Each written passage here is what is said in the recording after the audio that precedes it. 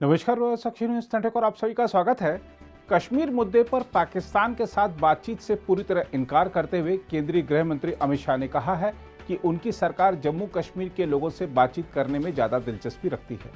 साथ ही उन्होंने लोगों को आश्वासन दिया है कि विधानसभा चुनाव पूर्ण पारदर्शिता के साथ कराए जाएंगे। संसद द्वारा 5 अगस्त 2019 को संविधान के अनुच्छेद 370 के प्रावधानों को निरस्त किए जाने के बाद घाटी में अपनी पहली रैली में करीब आधे घंटे लंबे भाषण में अमित शाह ने विपक्षी दलों, national conference, people's democratic party और कांग्रेस आदि पर जमकर निशाना साधा और 3 परिवारों मुफ्ती एंड कंपनी तथा अब्दुल्ला एंड सन्स लफ्जों का बार बार इस्तेमाल किया। हम आपको बता दें कि रैली का आयोजन कश्मीर घाटी के बारामूला जिले में स्थित शौकत अली स्टेडियम में किया गया था। शाह ने जम्मू कश्मीर में विकास की कमी के लिए अब्दुल्ला परिवार, मुफ्ती परिवार और नेहरू गांधी परिवार को जिम्मेदार ठहराया, क्योंकि आज़ादी के बाद ज़्यादातर वक्त राज्य में इन्हीं दलों का शासन रहा। लोगों से खचाखच भरे स्टेडियम में अमित शाह ने कहा, 70 साल तक शासन करने वाले लोग मुझे पाकिस्तान से बात करने की सलाह देते हैं। उन्होंने कहा, मेरी मंशा साफ है कि मैं पाकिस्तान से बात नहीं करना चाहता, लेकिन मैं बारामूला के गुज्जर, पहाड़ी और बकरवाल भाइयों से बात करना चाहता हूँ। ये मुझे सलाह देते हैं कि पाकिस्तान से बातचीत करो। मुझे सलाह देते हैं, जिन्होंने 70 साल तक यहां राज किया, वो लोग सलाह देते हैं पाकिस्तान से बात करो। मेरा स्पष्ट मत है, मैं पाकिस्तान से बात करना नहीं चाहता। मेरे बारामूला के गुर्जर, पहाड़ी और बकरवाल भाइयों को बात करना, मैं कश्मीर के युवाओं को बात करना। जरा खुली नजर से, खुले दिमाग से सोचिए, जिन्होंने दहशतगर्दी फैलाई, इसने कश्मीर का क्या भला किया। पूरे देश के सभी राज्य आगे बढ़ रहे हैं, कश्मीर को भी वो रेस के अंदर हमें आतंकवादी की बताए हुए रास्ते पे नहीं है। कश्मीर का युवा देश के विकास में जुड़े, कश्मीर का युवा पढ़ लिख कर नौकरी प्राप्त कर उद्योगों के साथ जुड़े।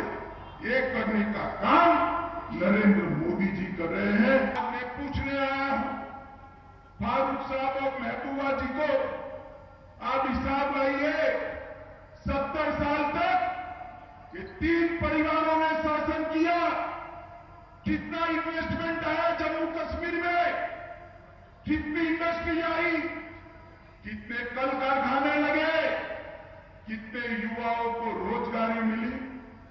70 साल के अंदर सिर्फ 15,000 करोड़ का इन्वेस्टमेंट आया, और मोदी जी ने ये 3 साल में 56,000 करोड़ का इन्वेस्टमेंट आज जम्मू कश्मीर में लाने का काम किया है।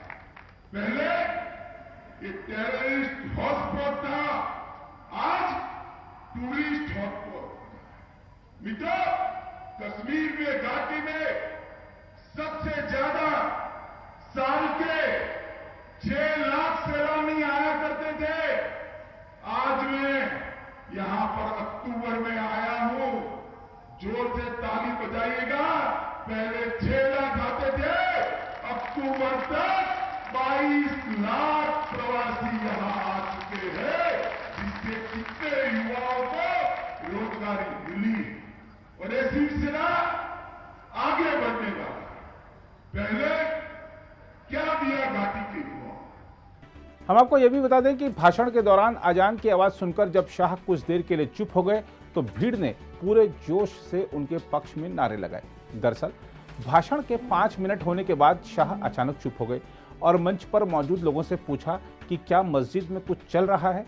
मंच पर जब किसी ने उन्हें बताया कि आजान हो रही है, तो वह कुछ देर के लिए चुप हो गए।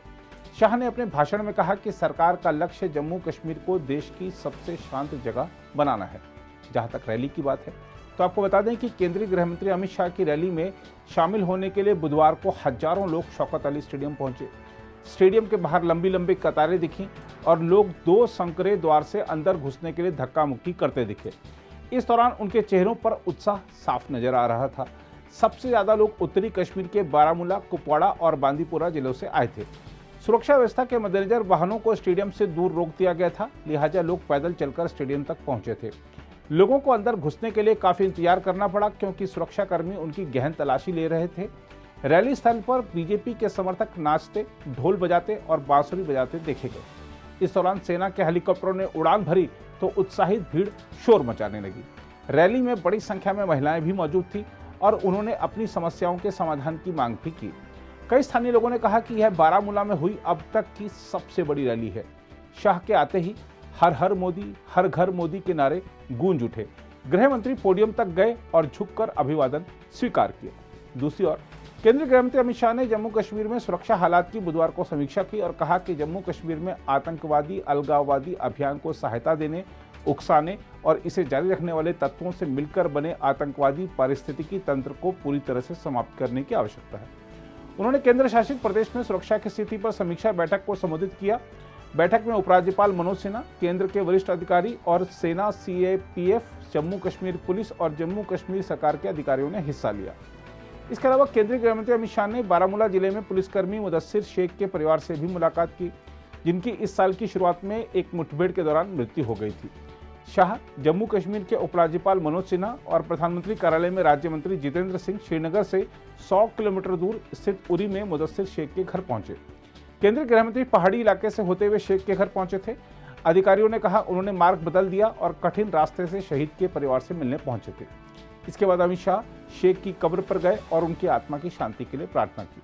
उल्लेखनीय है कि जम्मू कश्मीर पुलिस में विशेष पुलिस अधिकारी के तौर पर काम करने वाले मुदस्सिर शेख ने क्रीरी में नजीभट क्रॉसिंग पर जैश ए मोहम्मद के विदेशी आतंकवादियों से लड़ते हुए अपने प्राणों की आहुति दे दी थी। अगर आप भी लेना चाहते हैं देश दुनिया की तमाम जानकारी तो आज ही सब्सक्राइब करें हमारे चैनल को।